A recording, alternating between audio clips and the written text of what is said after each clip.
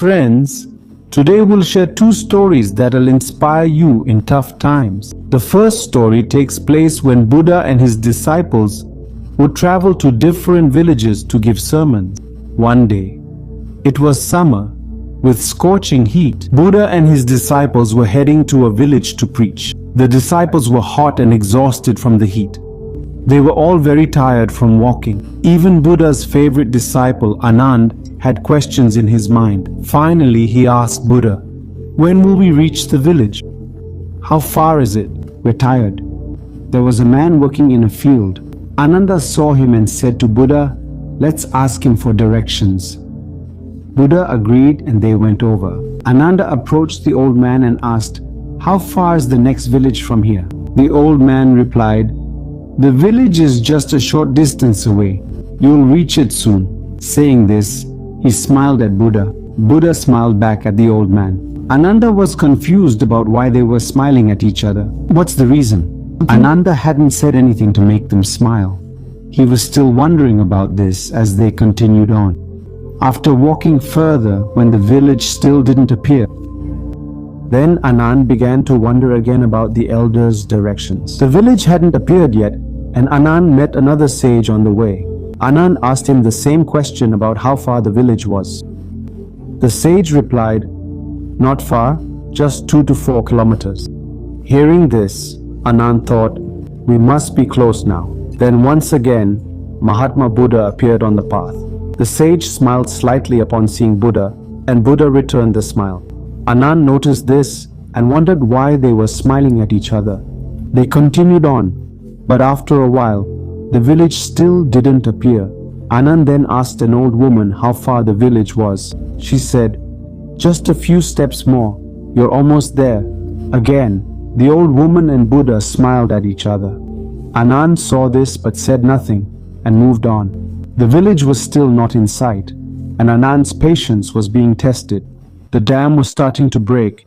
He couldn't understand why we weren't reaching the village. Why couldn't he understand? He stopped on the road and shouldered his luggage in anger.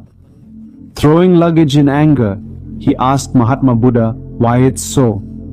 "You have said that useless questions should not be asked. Yet one question has been eating at my mind. I am troubled by one question for a long time, and it is consuming me." "Yes, please can you answer me?" Buddha asked, "What do you want to ask?" Anand says that we ask for direction from whoever we see. They lead us further away.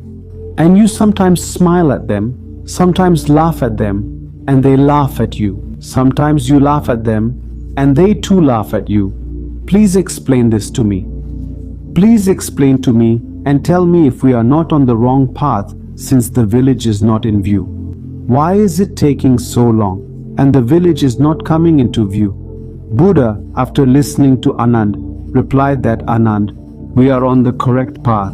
The people in the village we're heading to know me because I've been there before and I'm familiar with the route. The locals are aware of this too, and that's why they're smiling as they recognize me passing by again. Just as we guide people towards their goals and inspire them to persist on their life's path for success, similarly, along the way, everyone we meet encourages us to keep moving towards our destination, ensuring we reach our goal on time." Hearing Buddha's words, Anand smiled, and they all set off towards the village once more, arriving there shortly after. Friends, just as Buddha and his disciples meet many who inspire them on their journey, we too receive inspiration in various forms throughout our lives. The question is, do we recognize it or not? Always remember, friends, everyone gets chances to progress in life.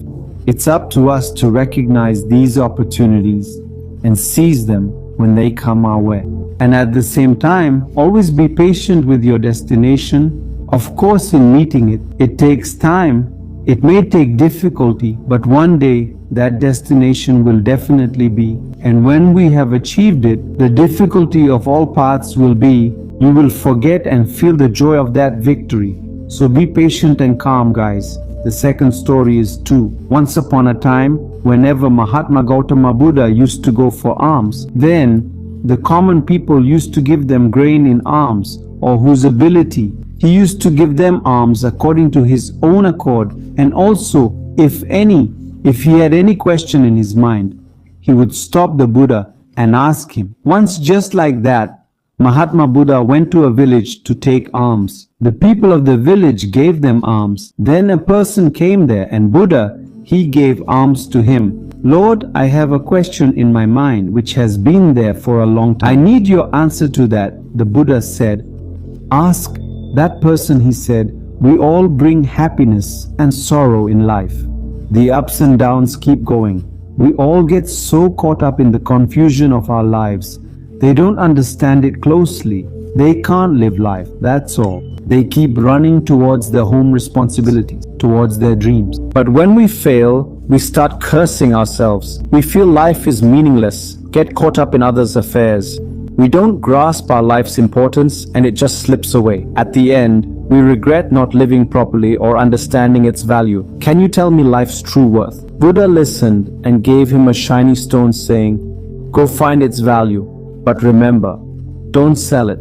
Just find out its price. The man took the stone and headed to the market. First, he went to a fruit seller with mangoes. He showed the stone and asked, what would you give for this? The seller liked the bright stone and said, I'll give you 12 mangoes for it. The man moved on to a vegetable cart and showed the shiny stone, asking its price. The vegetable vendor saw him and said, this is a magnificent stone. I will give you a sack of potatoes instead, so give me this stone. The person went ahead again after hearing this, and this time a large grain went to the shop and showed him this stone. The shopkeeper looks at the stone and says, this is such a lovely stone, I keep it and will give you 5 grain buri in return. The man had wandered in 3 places. Everywhere he found different values. It was surprising to know how a stone could have so much value. What do they see in it? After that, the person went to a gold and silver merchant and told the goldsmith. The goldsmith looked at the stone and said, you sell me this stone for 20 lakhs. The person was surprised to hear this, that at such a price of a stone he refused to sell it to the goldsmith. So the goldsmith said, brother, sell it for 50 lakhs. The person still did something. He did not say that he was surprised to know such a price. Somewhere in his mind, somewhere greed had come to sell him. But he had words of wisdom, she remembered, so she did not express it there. Then Suna himself said that you tell me, what price will you take? He said that I am sorry, my guru has forbidden to sell it, and after saying this, he goes ahead. Finally, the man approaches a jeweler. Jori sees the stone and recognizes her as ruby. He spread a red cloth in front of the stone and made a round of that precious ruby and bowed his head. Then the jeweler asks that person, where did you get this precious ruby from? Can you not put the price of this precious stone, even by selling the whole universe? Hearing this, the person is shocked and runs back to Gautam Buddha. He goes to him, sits at his feet, tells the whole story to the Buddha, and in the end, he says, Mahatma, now you are the one who gives me the life of a human being. Tell me what is the value of it. Buddha picks up the person and smiles. It is said that the fruit seller, who was a mango merchant, sold the stone for 12 mangoes. The vegetable seller put a sack of potatoes. The grain trader imposed 5 sacks of grains. The goldsmith paid 50 lakhs. And finally, where you went, that poisoner gave it. So is the case with your life, says the Buddha. You are also a diamond, but still people value you in their thinking, position. You will spend your life according to your understanding and your knowledge. You will spend your life according to your own live from it. Live from your happiness. Enjoy the present. Behind anything, it is absolutely pointless to run away in vain. Understand your responsibility. Fulfill it happily. Move forward towards your dream, your goal. Take steps. Try and you'll succeed. You'll find satisfaction in life. The wise words calmed his mind completely, bringing a new energy. He touched Buddha's feet and quietly left, thanking him. Buddha's words deeply moved him. He grasped life's value now wanting to use his time for noble work. Friends, we too should assess our talents and pursue work with full confidence.